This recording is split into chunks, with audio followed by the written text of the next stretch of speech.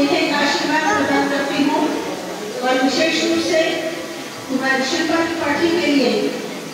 जैसा कि शास्त्रों में कहा गया है कि साम्राज्य श्वशुरे भव, ये अपने श्वशुर लोक में जाकर के उस घर की साम्राज्य बने, सबके हृदयों की साम्राज्य बने, अपने सेवा से, सत्कर्म से, शुश्रूषा से सबको जीत ले। और ये दोनों जैसे जल की दो धाराएं मिलती हैं और मिलकर के वो एक हो जाती हैं और उन्हें कभी भी अलग नहीं किया जा सकता है, उसी प्रकार से ये अपने जीवन में एक दूसरे के प्रति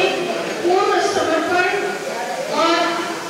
स्नेह के साथ युक्त रहे और अपने जीवन को परिपूर्ण करें और जीवन के परम उद्देश्य को, पुरुषार्थ चतुष्टय को प्राप्त करें, यही कामना करती हूँ। ये कन्याएं इसी के साथ, वेद पाठ के साथ, वैदिक मंगलाचरण के साथ आशीर्वाद प्रदान करेंगी।